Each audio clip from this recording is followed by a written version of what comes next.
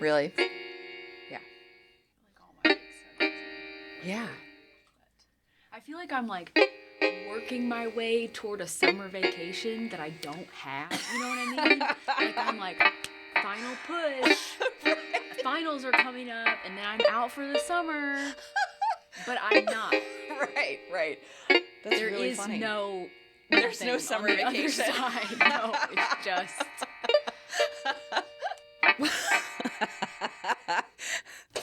Welcome to In the Act, a radio program on process and the creative life. Creativity does not just start and stop with artists. We all make aesthetic or guiding decisions. Our aim is to talk through the process and investigate how we choose to express ourselves and to live creatively. We're connecting with people about their lives. That is the subject of our show. Broadcasting from Mead Public Library in Sheboygan, Wisconsin on Mead Community Radio, I am Erica Hunsinger, and this is In the Act. And today's guest on In the Act is Annalise Flynn. Yay! Thanks for coming. Thanks for having me. So exciting. I'm so glad to have you. I know sort of what you do. And we don't necessarily have to start there, but I kind of want to plant the seed there because I think it's such an interesting niche that you've evolved into. And then maybe we could kind of backtrack a little bit. Yeah, totally. And it is very much, it's very niche. Yeah. It's extremely niche. And it is a continual evolution. I don't know where I'm evolving to. Same. But the process of evolving has been really fun and interesting and exciting. So Cool. So in your intro, you said that the podcast is about how we all make creative choices in our lives. Yeah. And so, I would say that the thing that I focus on in my work, so specifically supporting artist-created spaces, so artist-built environments in particular, though I would love to expand that into other types of spaces as well. Artist-built environments are the place where we can see people making creative choices all the time in their work. I mean, their entire lives are usually lived creatively in a way. Yeah.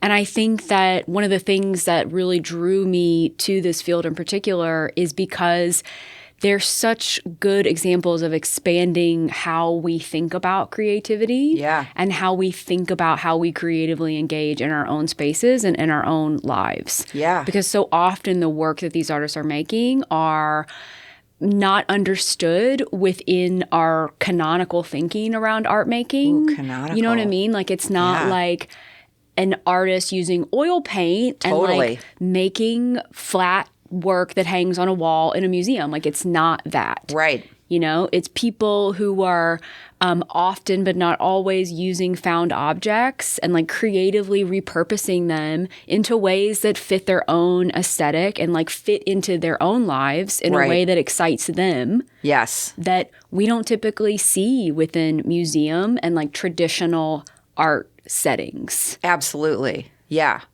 So, I think in terms of how and sort of look down upon sometimes too, right?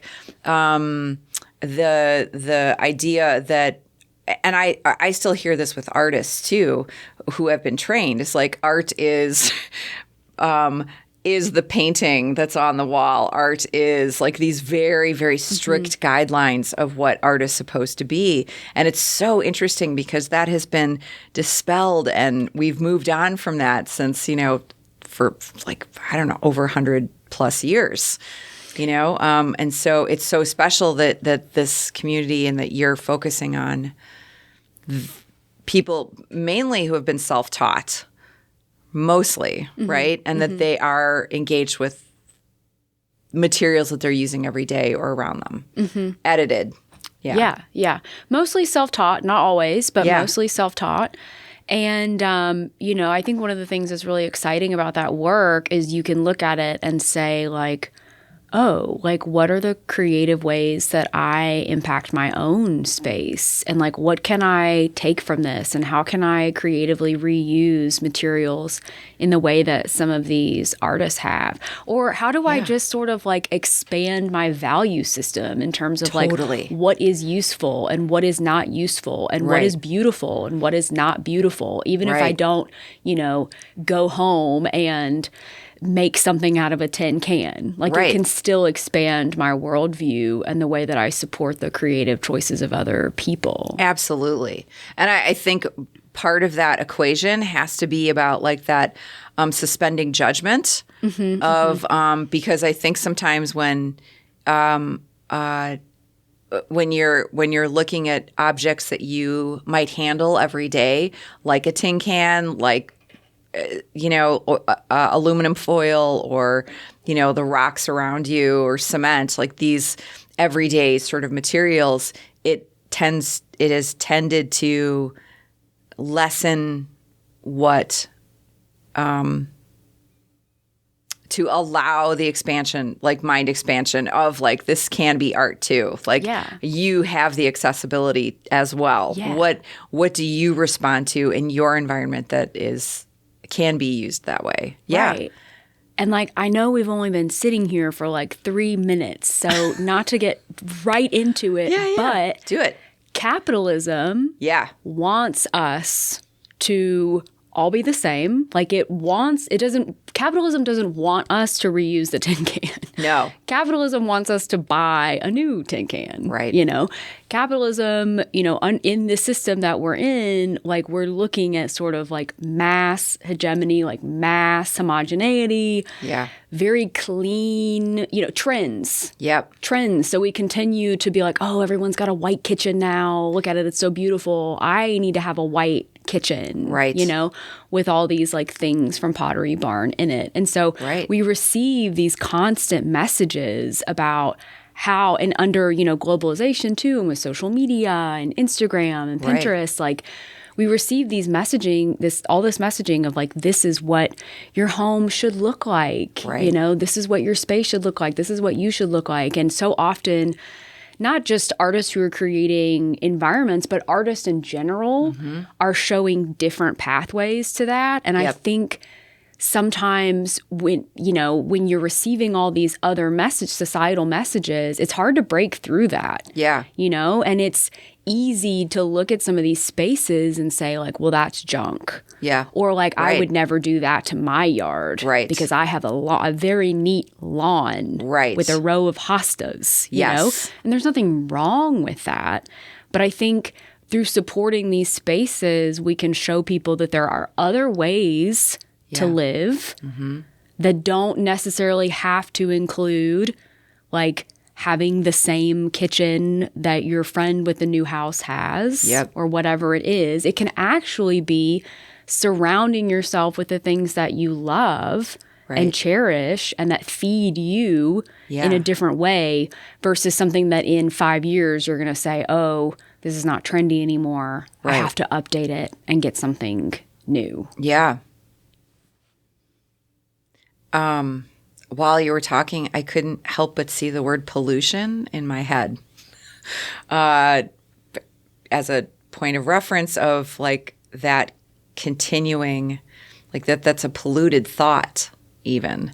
Not only are we polluting the environment by, you know, these mass consuming pieces of like acquire and throw away, but that's something that's really polluted our belief systems, our culture. Yeah. And I think, I mean, just for me, in terms of the way that some of this has impacted the way that I like live my life or exist in my own home, in my own space, is that I find that, you know, being in touch with things that I really love or that are really meaningful to me or that they're meaningful to me because they were meaningful to somebody else. Oh, sure. Like that's really nourishing to me. And like I am one of those people that's on Instagram looking at the kitchens and Architectural Digest. Like I am one of those people that's like, oh, look at that tile, you know? Right. And, we all just can't help that. But I find that the more I can try to distance myself from that and like really focus in on like, well, what are the things that sort of like bring me joy, and what are the things that help me feel like I'm making my own creative choices and not just following a rubric that somebody else has laid out. Yeah. That is really nourishing to me. I think that back to sort of the theme of the podcast, like that's the way that I engage with creativity in my own space. It's not, necessarily like a traditional art making practice. Yeah. But it is like a lens to look through the world. Right. Absolutely. Should I say what I do? Sure, you can. I'll go back. Yeah. So technically, I am an independent curator and arts administrator. And then, art environments. So to give a definition, my definition that I use, so an art environment is a personal space, like a home, a garden, a studio, that has been fully transformed into a life-specific and site-specific work of art. Yeah. So artists may be making discrete objects, but all of those objects come together to create sort of one holistic installation that is specific to them and specific to the place in which it's made. Beautiful. So less so like an installation that an artist would put together to put in a museum, and then it might move to another museum. Right. That's a great thing, but a different thing. Right.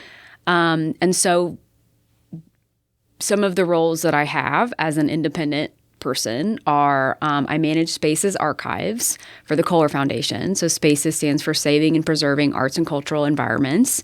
It is www.spacesarchives.org. Cool. And it is a database and archive related to artist-built environments all over the world.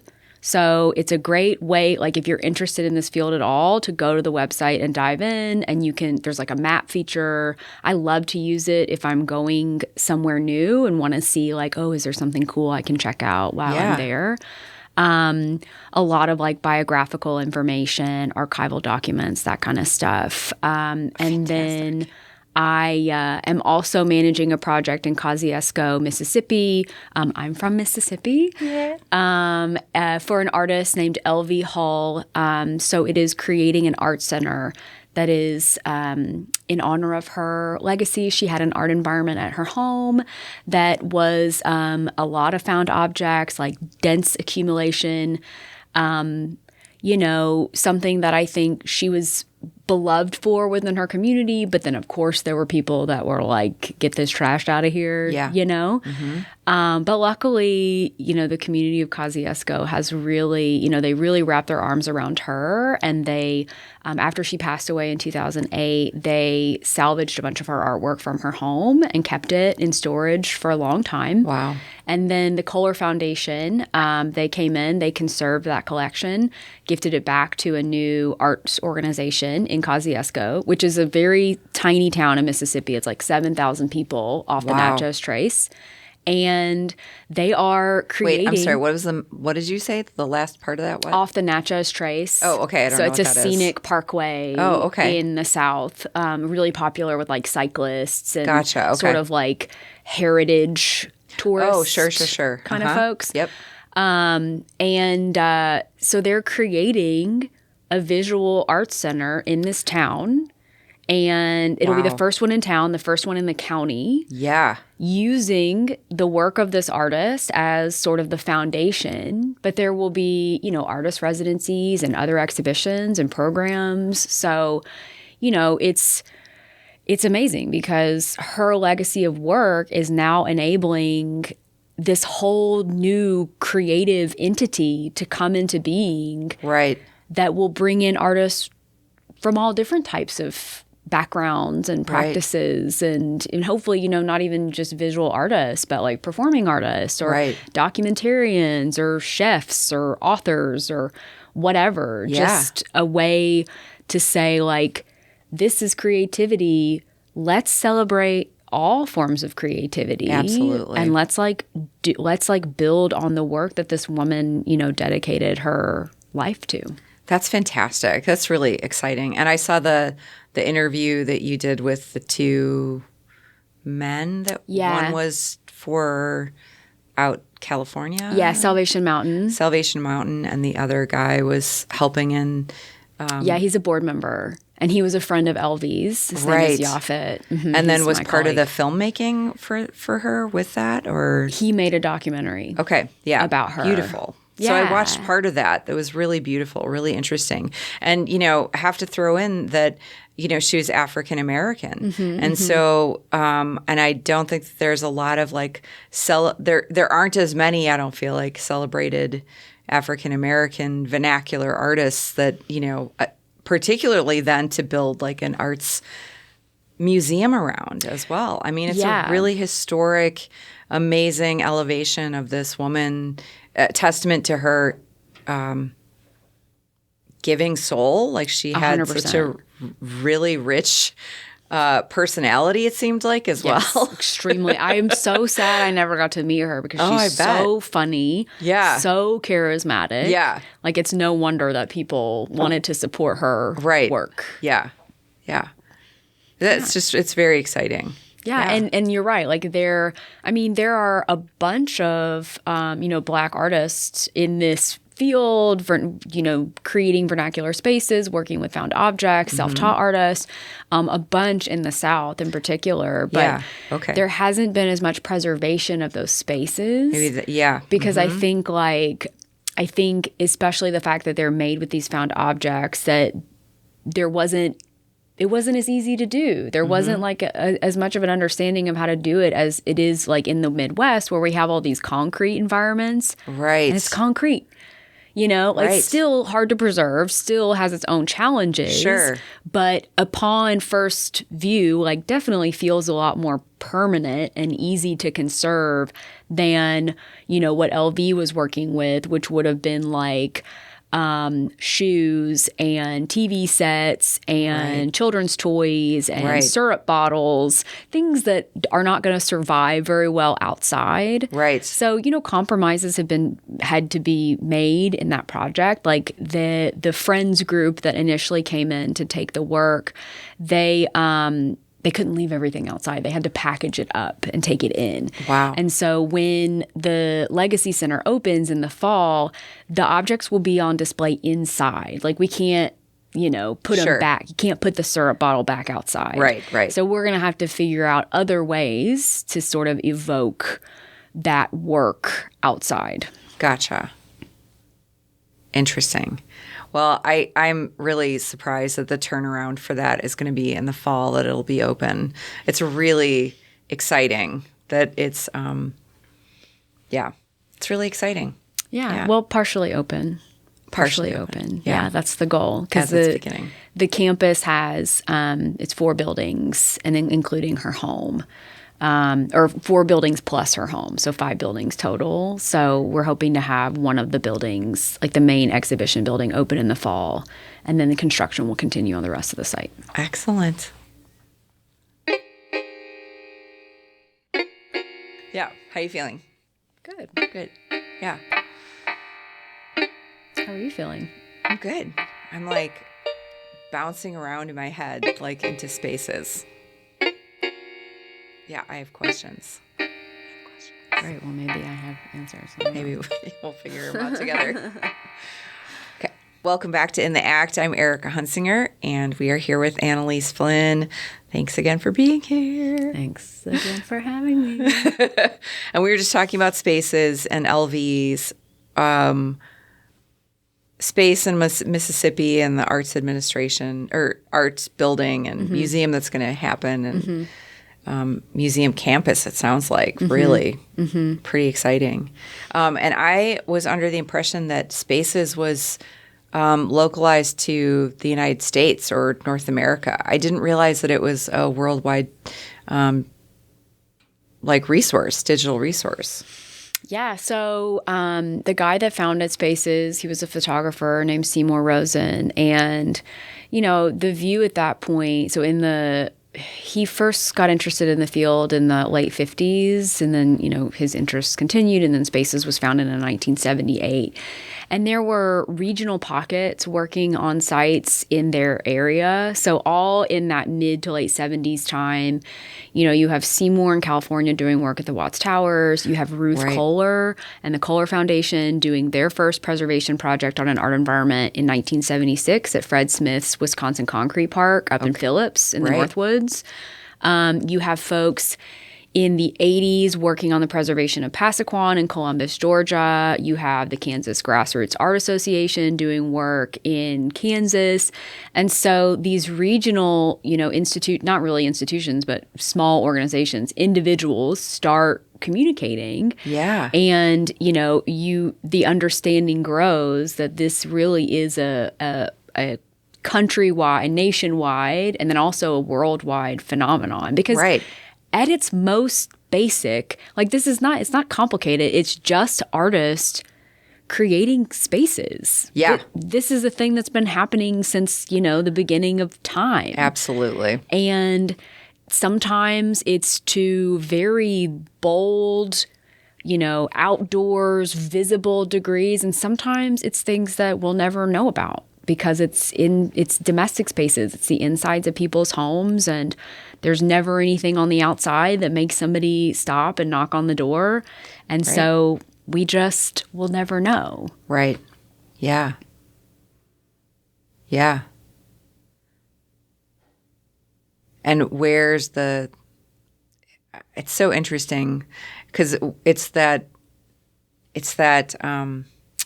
gradient of where do you find the value? How much makes you a vernacular artist?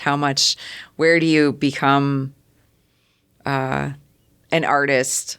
I think that sometimes that's a point in which people don't accept either. Like even if they're making their whole lives and they're filling up with all of these pieces that they made, they still kind of don't think of themselves as artists either. 100%. Yeah. It's just such an interesting. And so then I think, we're crafting new terminology and vocabulary to massage into this new sort of way of understanding and approaching work. Yeah. I mean, well, I'd love to hear you say more about this, but I think that part of it is just that I think sometimes we think of artist as a rarefied term. Yeah. And you have to be doing something very specific. You have to be engaged in a certain type of intellectual pursuit. Yeah. Involving the history of art and it is this lofty thing. And so I think a lot of people who are making work in the spaces of their own home, and that's not their profession. They have a job that they go do, and then they come home and do this would say oh, I'm not an artist. Right. Yes. But they very much are. Right. An artist. Yeah. And I think that's it. Again, it goes back to that really tight little bubble that we put people into. And I think it happens with rudimentary understandings of things across the board, right? It's easier to understand something if you can label it simply and in black and white, because then you at least have some sort of boundary in which to try and understand it. Mm-hmm. And I think the more expert you become, your boundaries lessen across the board in lots of ways. And one of the first experiences as you're talking that because you said intellectualize art too, is that when I was in school, I think there was a chapter, whatever, on is it David Smith, who is a sculptor, and he wanted to be they wanted him to explain his work, and he was like, I'm not going to explain my work. And he was really adamant against it and would never really talk about his work. I think that's who I'm talking about. And excellent, beautiful, incredible metal sculptures, but didn't want to talk about it because it took away, he felt from the process and from having other people respond to it in ways that made sense to them. Mm-hmm. Didn't want to have to overcomplicate what he was doing. I'm just using metal. I'm just doing what I do. Mm-hmm. And one of the reasons why I wanted to create this podcast and talk about it is through that lens of where are you stepping into creativity and you might not know about it, but you might not register it as being creative.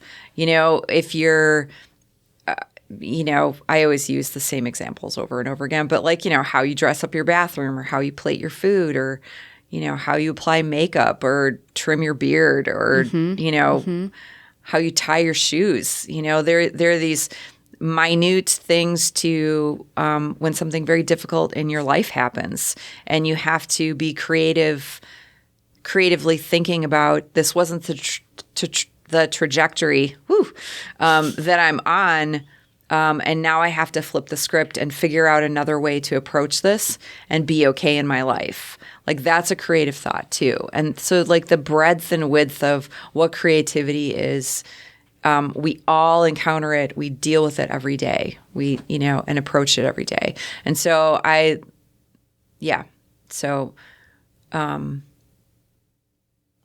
I think people don't register that unless it's in this little tiny bubble of you have a studio and you have a paintbrush and a canvas, that's what creativity is. It happens in isolation. Happens in isolation. Right? There's this whole genius narrative around it. Yep.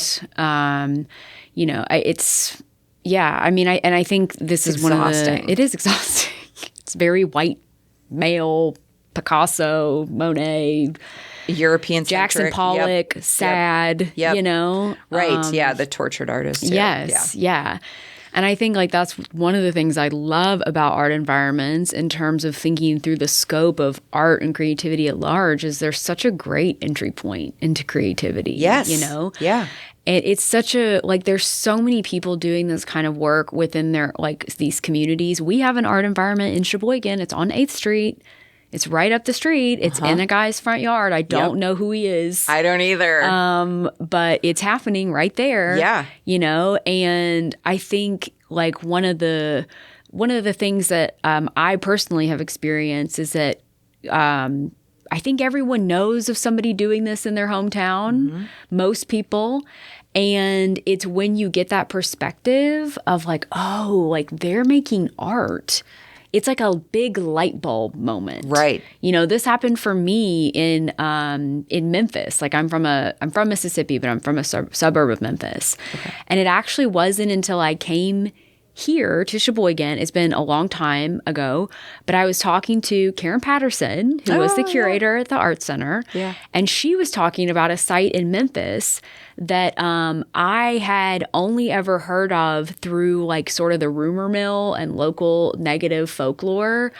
I didn't realize it was an art site at all, and I had no curiosity about it because it was so normalized to me. Oh, sure. From having just heard about it growing up. Right. That I was like, wasn't even interested. Right. And so it was through her lens when she was like, that's an art environment. And I was like, oh my God. Yeah. I didn't even consider that. Right. And so I think like having that moment for me, I always want to share that because I want to encourage people to think like, what is the thing in your town? Right. Like, what's the eccentric person in your town doing? Right. That you may, pass every day. Yeah. And it doesn't even occur to you. Right. And like to see it with fresh eyes, right. like is so powerful in terms of like, what are the creative things that are happening around me all the time right. that I am not paying attention to? Yeah. And sometimes they're very small. Yeah. The ways that, okay, for example, on St. Clair, there's that yard that has the bowling ball installation in it. It's so great. Yeah. Sometimes it's very small, the things that people are doing, but also it's so special. Like somebody took the time to like adorn their space in that way, to beautify their own, to create the world they want to see. Right. And like maybe bowling balls don't resonate with me in terms of like, I'm going to go home and make my own bowling ball installation. Right. But like, it can be something else. Right. That I want to do. Yeah. And like, I don't have an HOA. Right. and I can do it. Right. Yeah. That's really powerful. Yeah. And I think, also spaces that seem more acceptable to do that seem to be the garden. Yeah. seem to be the outside spaces. Well, it's outside the home, so it's okay. So there's a little bit more stretch of your imagination. Like there's a guy close to where I live, and I don't know where. I'll have to look if he does it again this year. But last year, he redid his garden. Nothing major special, like just like tulips and like little flowers and everything. It's just a modest little yard. But he had these ceramic figurines that he placed around the garden flowers all over the yard. And I saw him removing them and like wiping them down last year and like repositioning them around like a different stalk of flowers and stuff. And that's a miniature installation. I'm not sure, like, it's so beautiful, really beautiful. Like where your entry point is and what you're allowing yourself to be present with. Yeah. And also like the things that people are doing outside, I think too, there's such an element of generosity in terms of like wanting to share good point. those things with other people, right. you know, like right. I'm always so touched by that. There's like a little too on Fifth, like kind of a little, like almost like a fairy garden. It's like little homes, like little, it's so cute. And every time I walk by it, I'm like, man, that's so special. Like you wanted to share that with other people. Like you wanted to create this opportunity for people to feel delighted. Yeah. And right. that is so special. I feel so much more delighted by these weird things that people are doing than like an extremely well manicured lawn. Right. You know? Yeah. Those give me really, I get anxious when I see those like cut grass. Like I don't like grass anyway. I'm like a clover lawn enthusiast, but like the trimming of those, like, or, you know, washing down the curbs freaks me out a little bit. But so there's so much in this little bowl of information and talk and that we can explore that I think really touch a lot of people, that touch probably everybody, because it's I think it feels more accessible, and if art feels accessible, then what does that mean for them? Right? You're opening up different avenues of communication and thought process and feeling states for individuals, which is like a real major mind mess up, I think, for a lot of individuals who thought they knew where the boundaries of art actually were. They don't exist. Which is with the people who are a little bit weird, who are doing odd things, who are doing things that are not of the norm. And, you know, frankly, we're taught to have certain quote unquote like morals and mores and social norms that are going to align with being part of and supported by the others in your community. And within that, you have to be more homogenized, because if you look like me and you act like me, I'm more willing to be with you, right? It's sort of like this smoothing out, as you talked about earlier, of like rounding out the edges of what's acceptable.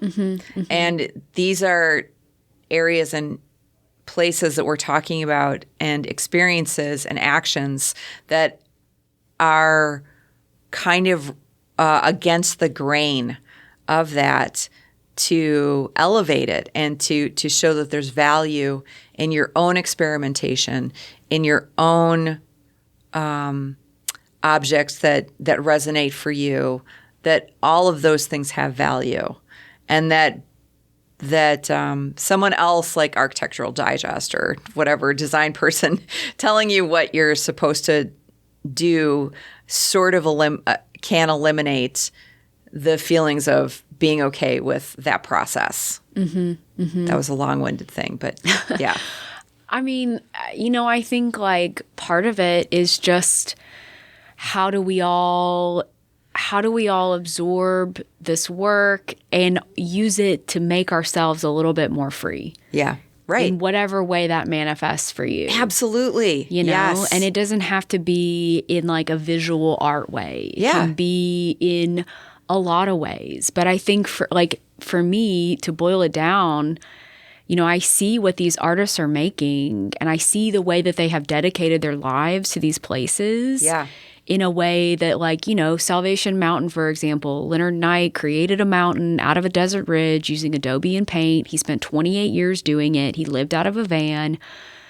I am not going to go live out of a van and paint a mountain in the desert. Yeah. That's not the natural, like, course of this in terms of the influence. But I can look at Leonard and see, like, how can I shape my life in a way that I can pursue the things that I love? Yeah.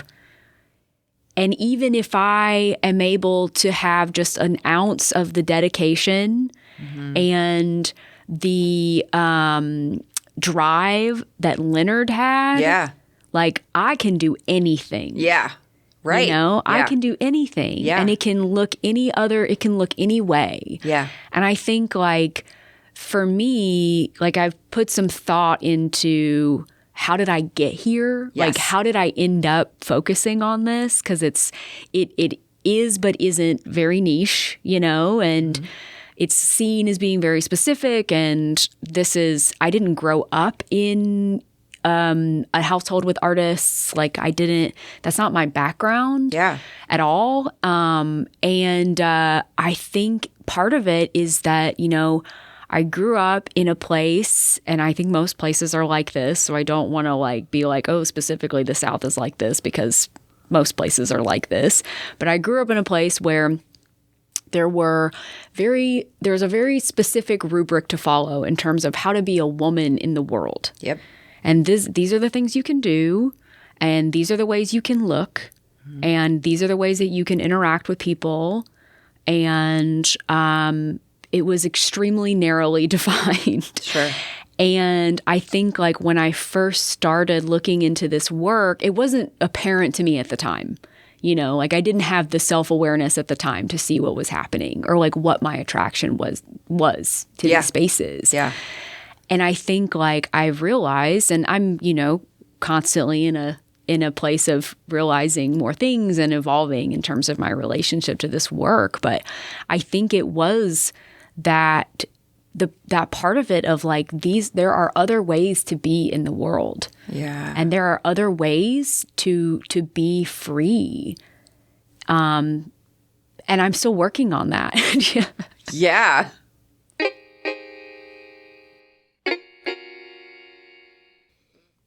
Yeah, I mean, it's been an interesting sort of, like, thing in the back of my mind. Yeah. You know, as I continue to kind of ask myself the question of, like, what am I doing here? Yeah. You know, or, like, how do we end up doing the things that we do? Ugh, I know. Welcome back. I'm Erica Hunsinger. This is In the Act. We're here with Annalise Flynn. How do we end up doing the things that we do? It's a really great question. And I love how you ended that last segment of, like, you know, how do we be free? And I do want to, you know, you started talking a little bit about, like, your progress into getting involved into this line of work and your interest sitting in this. But how did you get from a point of, were you interested in art originally? No. Or what was your, like, what happened? Because there's a really, it happened? is. Yeah. Yeah. That's a funny way to put it, but yeah. So I went to college. I went to Northwestern. Okay. I went for journalism. Journalism. Okay. Specifically broadcast journalism. Oh, and I don't know. I was talking about this to someone the other day, and, like, I don't know if I came up with this myself or if maybe the adults in my life sort of encouraged me to go that way. Yeah. But I ended up at this school, and, you know, Northwestern is one of the best journalism schools in the country. It so is. the students that are there in journalism, they are hardcore. Yeah. And I got there and was like, oh no, like, I am not hardcore about this at all. Like, this is just something where I was like, oh, I'm a good writer and being on TV would be fun. Like, whatever, Right. you know? Yeah. Like, Right. I could do this. And quickly realized that I will never excel. Like, it's one of those fields, you'll never excel in it if you are not 100% in. Right. And I was Yeah. like 33% in at best. You're a record. Yeah. And but one of the great things about being in a program like that is that in terms of your requirements, you have to take classes on everything. Yeah. Maybe only one, but you have to know a little bit about a lot of things. Right. And so I ended up in an art history course, like a contemporary art survey. So also not necessarily related to this specific field in a very direct way. And it just resonated with me just immediately, just that it was a different way of storytelling. Yeah. And I just wanted to learn about it. Like, I think that is the hook. I just wanted to learn about it. Yeah. And was like, didn't know where that was going to go. Yeah. Had no background in it, no connections, no savvy at all about this field and how to excel in it. Yeah. And so I just started learning and eventually decided, again, this is something I want to keep learning about. Cool. And went and did my master's at SAIC. Nice. Thought I was going to focus on abstract expressionism. Nice. So, like, again, Jackson Pollock and Mark Rothko and Clifford Still. Right. And ended up taking a class about art environments. And it just, like, I had such an emotional connection with the work. Wow. You know, it just was so, like, powerful to me to dedicate let's say that the currency I have is my ability to learn about something and invest in it in that way. Like, it felt right to me to invest that time in this place, like with these artists. Yeah. And I just saw a place for me in it, and I didn't know what it was going to be. Yeah. It was very murky for a long time. Yeah. And it was, later on that I went through that process of like, why do I love this work? Right. That I am often having to explain to people. Yes. And I wouldn't say, there are, people in my immediate surroundings that don't totally get it. And having to do some justification about it. And I was like, what is going on? And then that was when I kind of came to this realization that that I needed that. Like, I needed that view into the world. Like, I needed that lens to apply to my own self of like, how can I kind of get out from under these expectations that have been on me? And like, expectations like capital E, like no, very specific familial or whatever stuff, but just like the environment I was in, that's what I absorbed. Right. And like, how do I start working that out of my system? Wow. And this was a way to do it, it felt like. Wow. I mean, that's a transformative experience. Totally transformative. And I hear this so often in these interviews of that there's an experiential play time, that is like, I didn't know what I was going to do, or I was doing this and I had to take this other class or whatever, then that's what resonates with you. And I think that if you're narrowing your field too early or in your life, you're not allowing for the possibilities of what can hit you on a visceral level, what can hit you and make your heart pitter patter, like whatever it is. Do you remember, getting back to like the Northwestern days, do you remember what environment builder you came across initially that was like, what is this? Do you know what happened? And this did happen at Northwestern. It wasn't until I got to SAIC that I actually understood this to be a type of art making. Okay. Do you remember the website called Stumble Upon? No. Okay, so Stumble Upon, I don't know if it still exists, but you would go there, stumbleupon.com, I guess, and you'd hit a button that said stumble, and it would just take you to a random corner of the internet. Oh, yeah. No, I do remember that. It was an amazing procrastination tool. Yeah. In like the early days Yes. before Instagram, like before Yes. when you had like 10 friends on Facebook. That's right. So I would just hit stumble, and just like, I don't know, whatever weird thing, anything to avoid doing my homework. And I ended up looking at a photo of Salvation Mountain. And I didn't know what it was at the time. I was just like, this thing is amazing. Yeah. This is so beautiful. Yeah. This is so stunning. Right. This is so weird. Yeah. To me. Yes. In terms of the way my experience of the world was framed at the time. And it just was always, I think I like probably made it the background on my computer. Right. Like I hadn't seen it in person. I knew very little about it. I just knew that I just thought it was so cool. Yeah. And then when I got to SAIC, I mean, the colors and the size it's and just like you name it, like gorgeous. The principle behind it, the value system. It's like, gorgeous. It's gorgeous. And yeah. I'm not a religious person. So Yeah. that part of it, I'm surprised I wasn't actually like turned off by that, but I wasn't. I was still like fascinated by it. Yeah. And then when I got to SAIC Mm-hmm. and took this class with Lisa Stone, who's an amazing scholar in the field and so generous. Yeah. I remember the getting into the class, there was like a questionnaire, that was like, do you know anything about art environments? Like, what are you here for?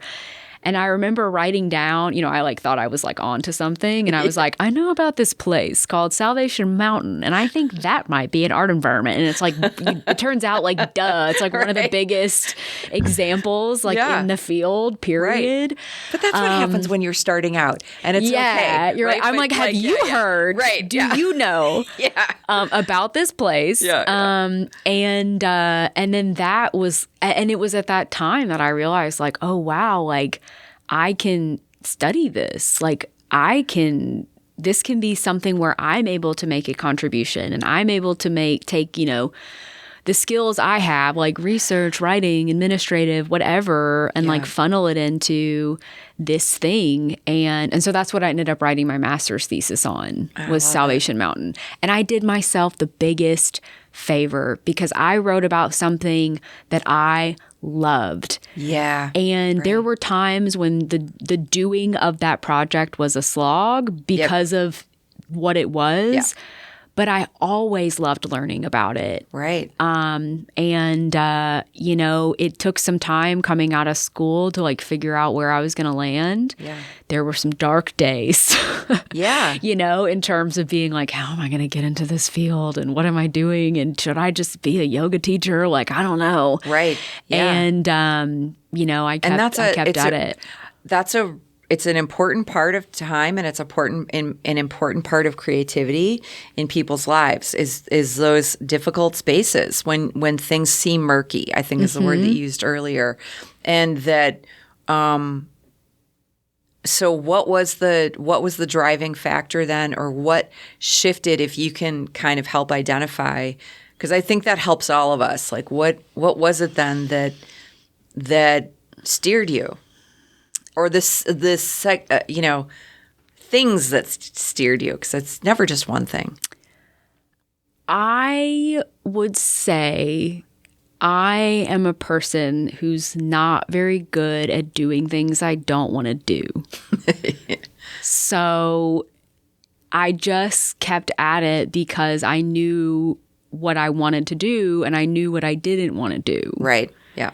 I didn't want to end up, I had transferable skills. I could have gone into comms or something somewhere. Yeah. And I just, after having like a taste of doing what I wanted to do, I think was very stubborn and was like, I'm going to keep at this. And, luckily I was just able to make it work. I worked in restaurants. I'll say that. Yeah. How do you keep going? Yep. Work in a restaurant. Yep. Yeah. Until you figure it out, until you're like able to support yourself with other stuff. Right. Like, I think if I had done something else, I could have, like, let's say I moved into an office job or something like that. Yeah. Like, I think I could have like fallen into like, well, this is the ladder I'm on now and better just keep climbing it. Right. But I wasn't going to do that with restaurants. You know, that's a job. You get in, you work your shift. Yeah. You leave. Right. Yeah. And so that's how I survived and made it work until it started to work in a major way. Right. Thank you for sharing that because it's so important. Yeah. Yeah. If you're going to be in a hard field, you better know how to wait a table. Yeah. Or telemarket. Or have a trust fund. Yeah. Or trust fund. Those are your options. Yeah. I wish I had been the trust fund version, but no, I was the table waiting. But not really. No. I mean, because you learn a lot. You learn a lot. I will say, I think it should be mandatory. There should be some sort of like hospitality industry conscription that everybody has to serve 6 months to a year in a local restaurant. Dude, I agree. You said restaurant, but I think like across the board, like you should, I think after high school. Public service. There should be like a 1 to 2 year minimum public service that you're sent somewhere else with a bunch of community people like to help out with whatever, to help with the infrastructure of our country, our communities, relationally. I think it would change so much about how we interact with each other, support new ideas, new cultures, open up to, whole new systems of thinking. You have to have, perspective on the way other people are, making all the people it takes to do the things that you need to run your life all the time. Yeah. Like having perspective on what that is so important. And then also, I will say, like, being in the service industry has given me a deep well of patience for people. Great. I'm pretty unflappable because I've seen it all. Right. And you just have to be patient with people when you're in any sort of service-oriented position. And I just think everyone could use more of that. Agreed. So as we're winding down our conversation, is there anything else that you'd like to share about where you're at right now or what I know we talked about LV, but like, is there anything else that you want to kind of elevate or share today? I would just, encourage people to just get out and like look around and try to see even just your immediate surroundings with fresh eyes. Yeah. I'm teaching a class right now. I'm teaching the class at SAIC that I took that like led to me being in this field. So it's really, that's so cool. Yeah, beautiful, like full circle. I feel so lucky. And it's just amazing. I'm so grateful to be able to do it. And one of the assignments in the class that I did is called the Good Lookin' assignment. And the assignment is like to get out and walk, around your community and look at things and come back and talk about something interesting that you saw that, generally because it's the class relates to some type of artist built environment, but really it's like any type of creative way people that are interacting creatively with their environment. Yeah.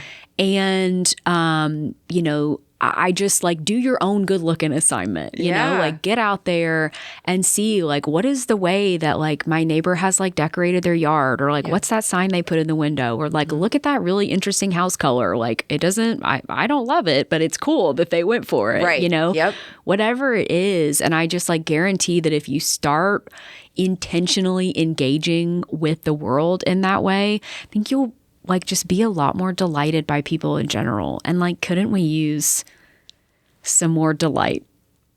Couldn't we like the people around us a little bit more? Things are hard. Yeah. You know? Yeah. It's hard out there. It is. So I love that. To find a little bit more delight in the world. Oh my gosh. That's beautiful. And I'm going to take that as a point to myself too. Yeah. Me too. Thank you so much for being here and talking about your journey and the vast richness of creations that people make. I love it. Thank you so much, Annalise. Yeah, thank you for having me. And if people want to get a hold of you, where can they find you again? I'm on social media. Okay. I don't have a professional social media. That's a project. Okay. We could talk about that later. You can email me. Sure. My email address is actually vernacularartservices@gmail.com. Perfect. I'm reachable. That's fine. But through Spaces then as well. And that's through Spaces. spaces.org. Spacesarchives.org. Spacesarchives.org. Yeah. Great. Cool. Yeah. Thank you. Thank you. Huge thanks to Mead Public Library, the fantastic Melissa Prentice, Josh Littner, Annalise Finca, the radio committee, our amazing engineer John Tully, and for the title, Photo and Fabulous, theme music composed and performed by Cooper Deers. In the Act is produced in the studios at Mead Public Library in Sheboygan, Wisconsin. More information on the web at meadpl.org.